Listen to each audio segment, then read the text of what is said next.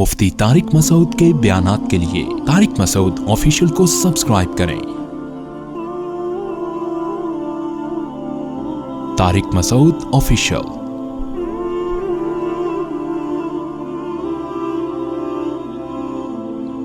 اللہ نے ایوب علیہ السلام کا تذکرہ کیا، وَأَيُّوبَ إِذْ نَادَى رَبَّهُ أَنِّي مَسَّنِيَ الضُّرُّ۔ حضرت ایوب علیہ السلام بہت طویل عرصے بیمار رہے ہیں، بہت شدید تکلیف میں۔ اللہ فرماتے ہیں گڑ گڑا کے اللہ سے دعائیں مانگی، اے اللہ مجھے مصیبت پہنچی ہے، انت ارحم الراحمین، تو سب سے زیادہ رحم کرنے والا۔ دیکھو اللہ کا ہر ایک کے ساتھ معاملہ دوسروں سے مختلف۔ اگر یہ بیماریاں، ٹینشنیں، پریشانیاں اللہ کے عذاب ہوتے تو پیغمبروں کو ملتے ہی ہے۔ حضرت ایوب کی تو زندگی کا بہت بڑا حصہ کس میں گزر گیا؟ بیماری میں، اور اسی بیماری میں آپ کے بچے بھی آپ سے، بچوں کی بھی موت ہو گئی۔ تو اللہ فرماتے ہیں آتیناہ اہلہ، ہم نے ایوب کو جب شفا دی تو ان کے گھر والے بھی ان کو دے دیے، اور اس جیسا اور بھی ہم نے ان کا خاندان بڑھا دیا۔ اس سے یہ بھی پتہ چلتا ہے بھائی فیملی اللہ کی بہت بڑی، بولو نا، نعمت۔ پیغمبر کو کیا ضرورت بیوی بچوں کی، تو اللہ سے ان کا اتنا گہرا تعلق، لیکن اللہ نعمت کے طور پہ بیان کر رہا ہے۔ اب اس کی تفسیر میں علماء کا اختلاف ہوا ہے کہ اس کا مطلب کیا ہے، یا تو وہ مر گئے تھے اللہ نے زندہ کر دیا، یا اور کوئی دوسرا خاندان بڑا دے دیا، اولاد میں خوب اللہ نے ان کے برکت دے دی۔ تو قرآن سے پتہ چلتا ہے کہ بڑا خاندان، زیادہ بچے، یہ اللہ کی طرف سے آزمائش نہیں ہے بلکہ اللہ کی طرف سے نعمت ہے۔ یہ پیغمبروں کو آزمائشوں کے بعد ملی ہیں یہ چیزیں نعمت کے طور پر۔ اللہ فرماتے ہیں وَأَدْخَلْنَاهُمْ فِي رَحْمَةٍ وَظَنُّونِ إِذْ ذَهَبَ مُغَاضِبًا، اور مچھلی والے کا بھی تذکرہ کریں، انہیں بھی ایک پریشانی آئی تھی، وہ اللہ سے ناراض ہو کے چلے گئے۔ یہ قرآن کی ایک اصطلاح ہوتی ہے، اللہ سے کوئی بھی ناراض نہیں ہوتا۔ اور کیا قرآن کہہ رہا ہے فَظَنَّ أَن لَّن نَّقْدِرَ عَلَيْهِ، یا یہ بھی ہو سکتا ہے قوم سے ناراض ہو کے، غضبناک ہو کے کہ میری قوم ایمان نہیں لا رہی ہے۔ فَظَنَّ أَن لَّن نَّقْدِرَ عَلَيْهِ، یہ سمجھ بیٹھے کہ جیسے ہمیں ان پر قدرت ہی نہیں ہے۔ حضرت نوح علیہ السلام، یونس علیہ السلام اپنی قوم کو تبلیغ کر رہے تھے۔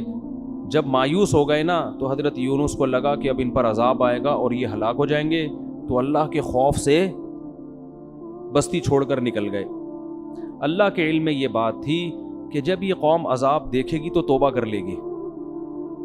یہ قوم عذاب دیکھے گی تو کیا ہوگا؟ دوسری قومیں تو عذاب دیکھ کے بھی مذاق اڑاتی تھیں۔ قوم عاد نے کیا کہا تھا؟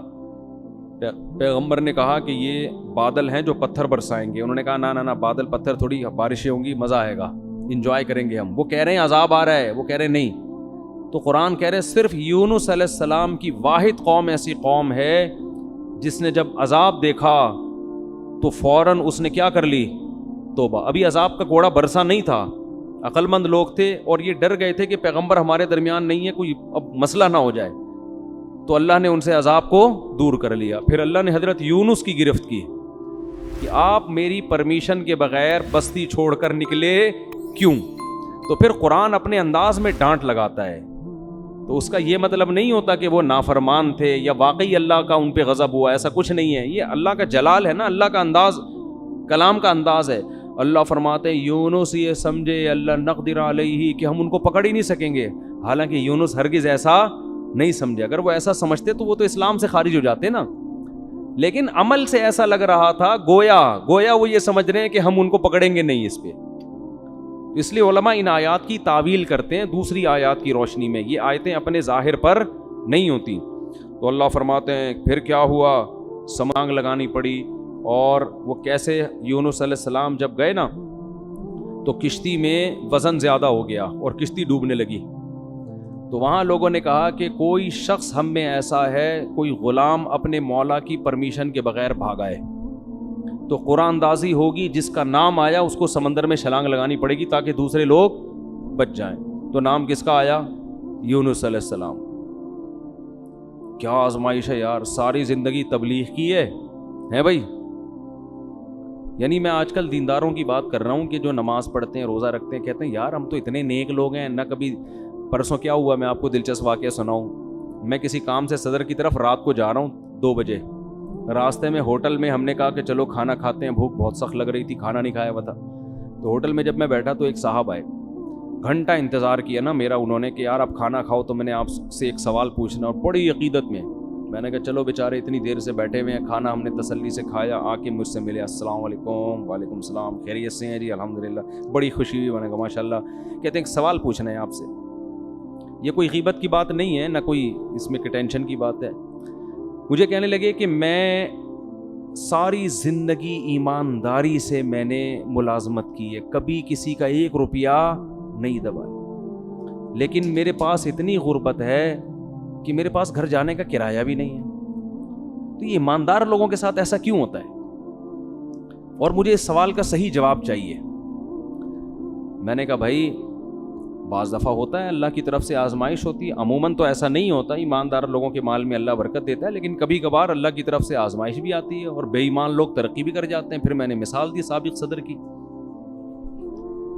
میں نے کہا ایمانداری کا عالمی ریکارڈ قائم کیا ہے, مگر آپ دیکھو پیسہ ہے کہ آیا ہی چلا جا رہا ہے. آئے پوری اسٹیل میں 1 چمچ اسٹیل کا کھا سکتے ہیں آپ, ہیں بھائی؟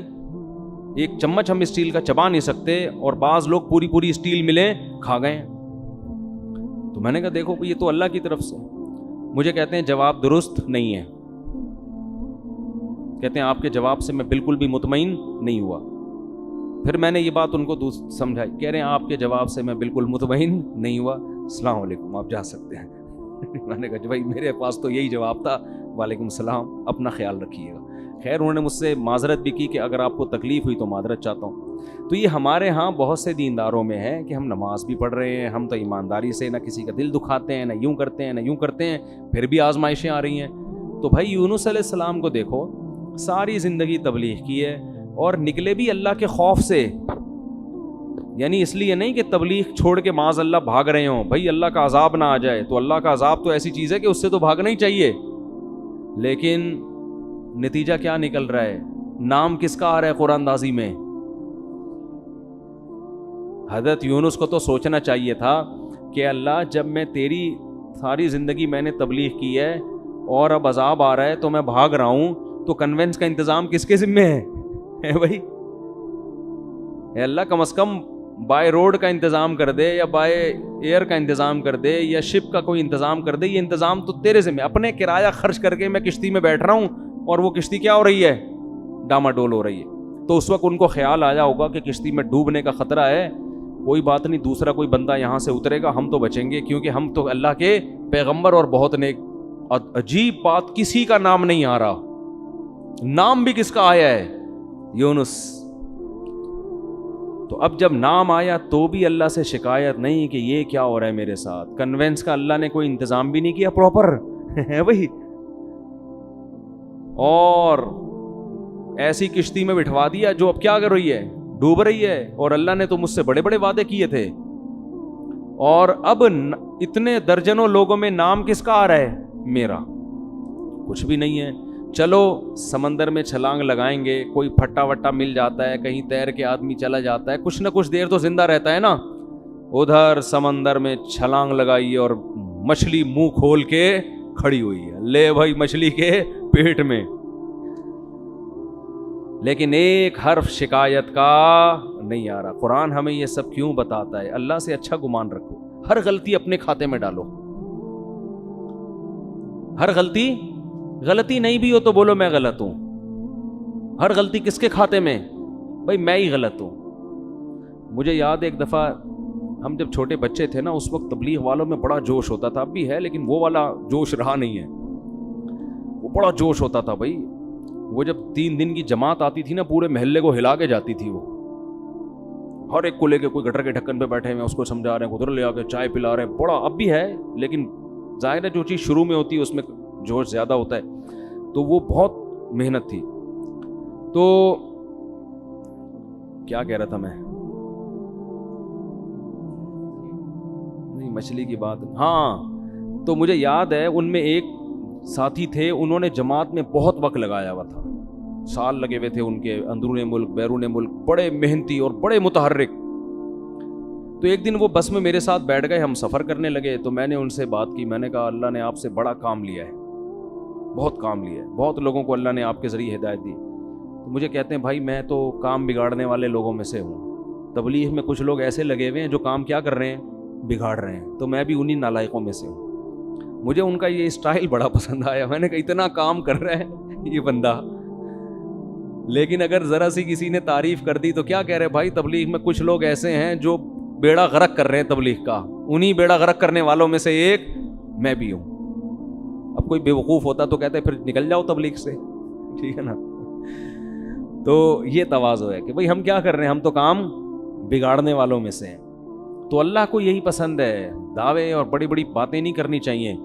تو یونس علیہ السلام کو جب مچھلی کے پیٹ میں گئے ہیں تو قرآن کہہ رہا ہے احساس ہو گیا یونس کو کہ غلطی کس کی ہے بھائی میری، کچھ غلطی ہوئی ہے، ورنہ اللہ غلط نہیں کر سکتا کسی کے ساتھ۔ فنادا فی الظلمات، قرآن کہہ رہا ہے اندھیروں میں پکارا، ایک تو مچھلی کے پیٹ کا اندھیرا، ایک سمندر کی تہ کا اندھیرا، اور ایک رات کا اندھیرا۔ یہ رات کو واقعہ ہوا ہے، کتنا خوف ہوگا۔ ابھی آپ کو سمجھ میں نہیں آ رہا، کبھی سمندر میں رات کو سفر کریں، پھر آپ کے اچھوں کو بھی سمجھ میں آئے گا کیا حالت ہوتی۔ فی الظلمات اللہ الہ الا انت، کہ اللہ تیرے سوا کوئی عبادت کے لائق نہیں، سبحانک تو ہر عیب سے پاک ہے، تو ظلم نہیں کرتا، انی کنت من الظالمین، میں ہی ظالم ہوں، غلطی کس کی ہے، میری۔ قرآن کہہ رہے ہم نے مچھلی کو حکم دیا اگل دے بھائی کنارے پہ لے جا کے، بس یہی دکھانا تھا ہم نے۔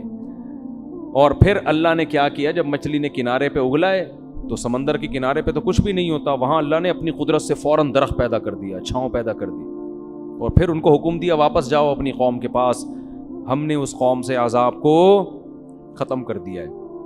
تو یونس علیہ السلام کے ساتھ جو یہ معاملہ تھا، اس کو قرآن تو اس انداز سے بیان کر رہا ہے، لیکن جو اللہ کے کلام کے مزاج سے واقف ہے نا، ان کو پتہ ہے یہ اللہ کا انداز ہے بات کرنے کا، حقیقت میں یہ سزا نہیں تھی، بلکہ ان کے درجے کو اور زیادہ بلند کرنا، رہتی دنیا تک لوگوں کو بتانا کہ اللہ کے اپنے محبوب بندوں کے ساتھ معاملات کیا ہوتے ہیں۔ تو دیکھو ایک بات خوب یاد رکھو، ہم نے شریعت پہ چلنا ہے اور موت تک چلتے رہنا ہے، جو بھی ہو جائے، جیسا غلط ہو اچھا ہو، یہ ہمارا ہیڈنگ نہیں ہے، یہ مسئلہ اللہ کا ہے، سمجھتے ہو؟ اور آپ نے اپنے لحاظ سے شریعت کے حکم پر عمل کیا، بعد میں پتہ چلا حکم ایسے نہیں بلکہ ویسے ہے، ٹینشن لینے کی ضرورت نہیں ہے، بھائی ہم تو اسی کے مکلف ہیں۔ جیسے یونس علیہ السلام اس وقت یہ سمجھ رہے تھے کہ مجھے یہاں سے بھاگ جانا چاہیے، بھائی عذاب آئے گا تو میں بھی پس جاؤں گا، تو اپنے لحاظ سے بالکل ٹھیک کیا، اللہ نے سزا دی اور سمجھایا کہ بھاگنا نہیں چاہیے تھا، انہوں نے کہا اللہ میں توبہ کرتا ہوں۔ اب یہ نہیں کہ اسی غم کو لے کے بیٹھے رہے میں بھاگا کیوں تھا، کاش میں نہ جاتا، کاش میں یہ نہ ہوتا، نہ یہ کاش واش کے لفظ نہیں۔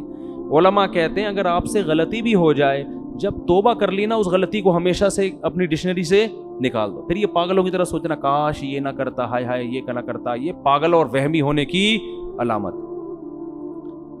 غلط ہو صحیح ہو، جو آپ کے سمجھ میں آ رہا تھا آپ نے اس وقت کیا۔ غزوہ احد میں دیکھو نا 70,000 شہید ہو گئے، تو یہ نہیں کہ صحابہ بیٹھ کے بار بار یہ سوچ کاش ہم مدینہ سے باہر نہ نکلتے، کاش مدینہ کے اندر رہتے، اس نے یہ بولا تھا، انہوں نے بولا تھا مدینہ سے باہر جاؤ، انہوں نے مروایا ہے، اس نے یوں کروایا ہے، یہ کروایا۔ قرآن کیا کہہ رہا ہے، فَإِذَا عَزَمْتَ فَتَوَكَّلْ عَلَى اللَّهِ، بھائی سوچ سمجھ کے ایک رائے قائم کی، اللہ پہ چھوڑ دو بس، اور دوبارہ بھی یہی ہوگا، مشورے اسی طرح سے ہوں گے، اور اگر مگر کا لفظ استعمال نہ کرو، کتنا صاف پابندی لگا دی نا، آگے بڑھو بس، تو اس میں نقصان ہو فائدہ ہو، کیونکہ اصل آخرت ہے، آخرت میں اللہ نوازے گا آپ۔ تو یونس علیہ السلام کو دوبارہ اللہ نے بھیجا، پھر اللہ نے حضرت زکریا کا واقعہ بیان کیا، وہ بھی غم میں مبتلا تھے۔ وہ غم کیا تھا؟ اولاد نہیں تھی، پریشان تھے، ساری زندگی دعائیں مانگتے مانگتے مانگتے گزر گئی، مگر اولاد نہیں ہوئی، بالآخر بوڑھے ہو گئے، اور بالوں میں بھڑکنے والی سفیدی آ گئی، ایسی سفیدی جو بالکل بال بھڑک رہے ہوتے ہیں نا، سفیدی سے چمک رہے ہوتے ہیں، ایسی سفیدی۔ بیوی بانجھ بھی تھی اور اب بوڑھی بھی ہو گئی۔ جوان عورت اگر بانجھ نہ ہو، بوڑھی ہونے کے بعد تو ویسے ہی اولاد کا امکان ختم، اور اگر پہلے سے بانجھ بھی ہو اور پھر بوڑھی بھی ہو جائے، اب تو کوئی چانس ہی نہیں ہے، لیکن دعائیں اللہ سے مسلسل مانگ رہے ہیں۔ تو اللہ نے کیا فرمایا، اذ نادا ربہ، زکریا کو یاد کرو، انہوں نے اپنے رب کو پکارا، رب لا تذرنی فردن، اے اللہ مجھے تنہا مت چھوڑ، حالانکہ آپ کے تو ہزاروں شاگرد تھے، اولاد مانگ رہے ہیں اللہ سے، وَأَنْتَ خَيْرُ الْوَارِثِينَ، اے اللہ تو سب سے بہتر وارث ہے. فَاسْتَجَبْنَا لَهُ، اللہ فرماتے ہم نے ان کی دعا کو قبول کیا. وَوَهَبْنَا لَهُ يَحْيَىٰ، ہم نے گفٹ میں ان کو یحییٰ عطا کیے. پہلے ہی اللہ نے نام بھی بتا دیا. وَأَصْلَحْنَا لَهُ زَوْجًا، ان کی زوجہ کو بھی تندرست کر دیا، اولاد کے قابل بنا دیا. کیوں یہ عجیب کام کیوں کیا؟ اس لیے کانوا یسارعون فی الخیرات، فرمایا یہ خاندان ایسا تھا کہ یہ نیکی کے کاموں میں ایک دوسرے سے آگے بڑھنے کی فکر میں لگے رہتے تھے. انداز دیکھو قرآن کا. ہمارے خاندانوں میں کیا ہے؟ پیسہ کمانے میں ایک دوسرے سے اسپیڈ، ہر آدمی کوشش کر رہا ہے میری اسپیڈ اس سے کیا ہو جائے، صحت میں میری اسپیڈ اس سے زیادہ. جم میں جب جاتے ہیں تو ایک دوسرے کے ڈولے دیکھ کے کہتے ہیں کہ میرے اس سے، وہ جو ٹریننگ دینے والا ہوتا ہے اس سے کہتے ہیں، اشارہ کر کہتے ہیں اس سے ڈبل ہونا چاہوں، ڈبل 1-2 مہینے بعد مجھے اس سے ڈبل کر دو.